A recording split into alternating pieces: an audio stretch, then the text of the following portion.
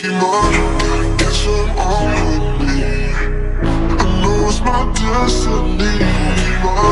Oh, you're my best friend. In a world we must defend. Hey guys, welcome back to the Dragon Guide. Welcome back to a brand new video. And I know I've been gone away too long, and I will explain the reasons for my absence at the end of the video if you stay and tune until then. But till that happens, tune into Season 2 of What If Ash Fully Evolved All His Pokemon, Part 1 of Season 2. We are going to the Orange Islands, guys. Now, let's start with our story.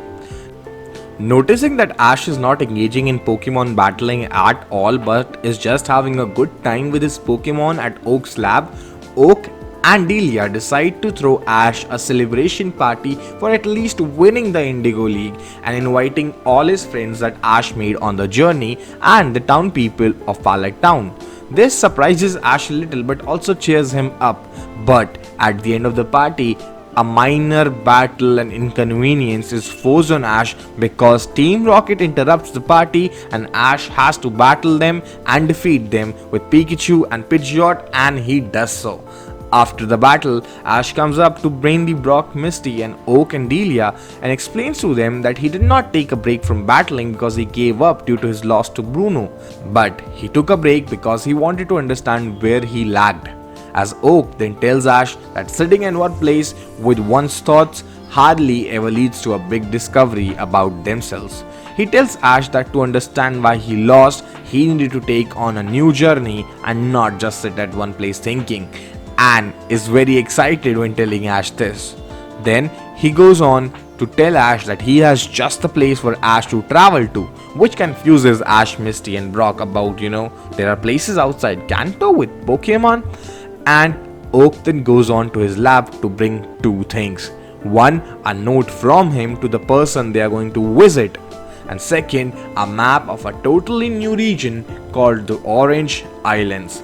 Oak then explains to Ash and his friends that they need to head to Valencia Island in the Orange Island group to visit a fellow professor, Professor Ivy, to pick up a mysterious Pokeball from her as it cannot be transported from the computer generated system in the Pokemon world, and he feels that Ash could really use this new Pokemon journey or trip to find out the answer that he is looking for. Ash reluctantly decides to pick up a fresh new team of Pikachu, Nidorina, Primeape, Scyther, Pidgeot and Charizard for this journey, leaving all his other Pokemon at Oaks and asking them to continue training as much as they can and also have a lot of fun while they are there, and promising them that he will call upon them when he needs them. Now, as they all, Brock, Misty and Ash, depart from Ash's place the next day into the forest, only to, like the canon, encounter the Pharaoh, which is the evolved Spearow that attacked Ash and Pikachu at the start of their journey. With the events of the canon following, but Pidgeot being fully evolved, it easily defeats Pharaoh, and Ash requests Brock to catch the Pharaoh because he wants it as a sparring buddy for Pidgeot on the journey, and Brock does this because he agrees with him and it will be a new addition to Brock's team. Then Ash goes on to ask Pidgeot to take the wild Pidgey and Pidgeotos near Oak's lab for their safety and stay with them until Ash calls for him, and Ash promises that he will.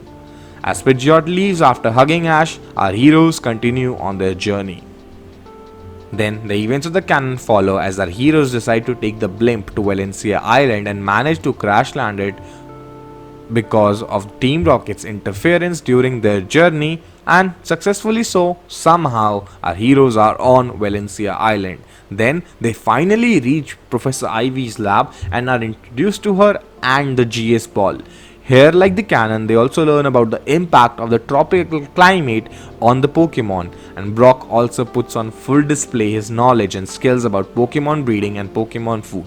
Now, like the canon, Brock makes the harder decision to stay and learn and pursue his dream as a Pokemon breeder at Ivy's lab, as Ash and Misty are very supportive of him, a little emotional, and leave together to deliver the GS ball to Professor Oak in Pallet Town as they board the fixed blimp by Team Rocket. Again, I know, only for Ash and Misty to end up battling Team Rocket again and defeating them.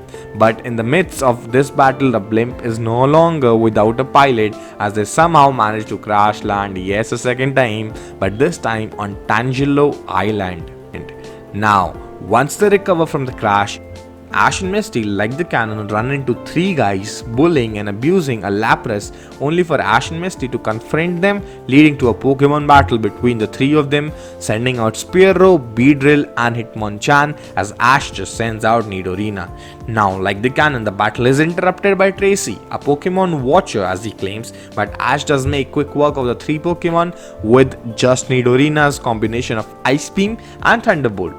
As after the three guys run away, Ash on Tracy's advice rushes Lapras with Misty's help to the Pokemon Center, and as Lapras recovers, our heroes interact with Tracy and learn about him, where they learn how Tracy idolizes Professor Oak, and Ash learns about the Orange League from him and wants to compete. Surprisingly, Oak supports Ash's participation, saying this is what Ash needed to get back to his spirit, to his best. Tracy decides to join them on his journey just for a chance to meet his idol Professor Oak at the end of it. This is when our heroes are informed from Nurse Joy that Lapras is still a baby and that it is separated from its herd. Our heroes, being as good as they are, then decide to reunite it with its herd at the sea. But we also learn that due to its experience of abuse, Lapras is untrusting of humans. Now, like the canon, Ash ends up saving Lapras from Team Rocket, winning over Lapras as Ash again displays his courage and kindness and love for Pokemon by jumping on Team Rocket's trailer to save Lapras and puts himself at a risk. Our heroes then reunite at the beach with Lapras and Ash, who is now also letting Misty and Tracy to ride it as they leave Tangelo Island for Mikan Island. Now, one thing you need to notice is that Ash does not catch Lapras in a continuity like the canon. Our heroes then, as they ride on Lapras, arrive at the Mikan Island as our heroes go to the Pokemon Center as Ash calls Oak to tell about Lapras and request for a sixth Pokemon, as Tracy is also introduced to the professor, only for the call to be cut short due to Muk. Ash then decides to go straight to the gym only to meet Sissy, the Mikan gym leader, on his way, and learns that gym battles in the Orange Islands are different, with every gym having a preset condition. Sissy announces that her condition for her battle will be that the challenger and her both will only utilize water Pokemon, only for Ash to realize he does not have a water Pokemon. This is when, before the battle could even start between Sissy and Ash, Team Rocket arrive and they capture Sissy's Blastoise and Pikachu in a net and run away in a submarine, as Ash in this moment grabs onto the net to help the two escape, as Misty and Sissy send out their Pokemon, but the submarine is too fast as Ash struggles holding onto the net in water. Then, just as Ash is about to lose consciousness and let go, we see Lapras in the sea chasing the submarine as she catches hold of Ash first, bringing him to the surface for air, and then hits the submarine with an ice beam, freeing Pikachu and Blastoise. Blastoise then with Lapras finishes off Team Rocket, defeating them as Ash hugs both Lapras and Pikachu and thanks Lapras. Surprisingly, Lapras hugs Ash back with a smile and he takes them back to the beach where the gym is, as Sissy is impressed with Ash and Lapras and offers him the badge, but Ash refuses, stating that he wants to earn it. So Sissy proposes the water type battle again. Now, Ash is about to tell her about his lack of water type Pokemon, but Lapras headbutts Ash and Ash realizes that means Lapras wants to battle with him, as then both the trainers line up at the sea bank to start a fresh new gym battle. Ash sends in Lapras and Sissy sends in Blastoise, expecting it to be a one-on-one battle.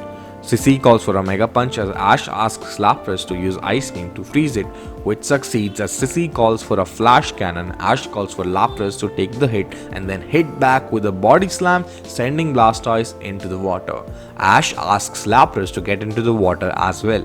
Sissy calls for an Ice Punch as Ash asks Lapras to get in the water and freeze Blastoise's feet and cannons while taking a few ice punches to the face.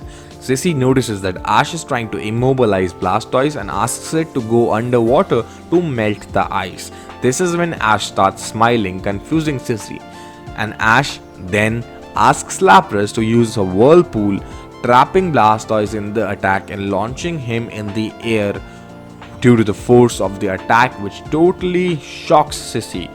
Now Ash calls for Lapras to use Ice Beam, freezing Blastoise along the water of the whirlpool, followed by a Body Slam, winning Ash the match. As Lapras is so happy to for the first time win a battle, he ends up hugging Ash again, and this strengthens their bond even further.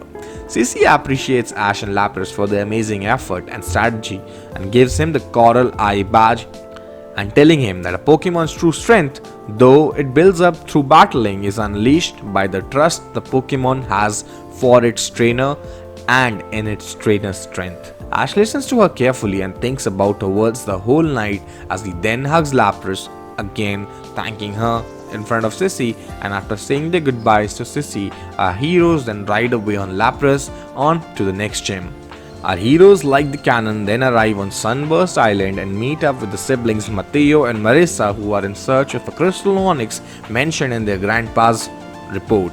Our heroes, on Tracy's approval of the tale of the crystal Onix, decide to help the duo, with Ash and gang excited to battle against this mysterious new Pokemon, as Team Rocket overhears this conversation and plan to follow our heroes and catch this crystal Onix. Now, like the canon, with the help of Tracy's Venonat and Marill, our heroes are able to locate the rare Onix. Ash allows Mateo to go first at the battle because of, what the Pokemon means to him, but Mateo's Cloyster is defeated by just one headbutt.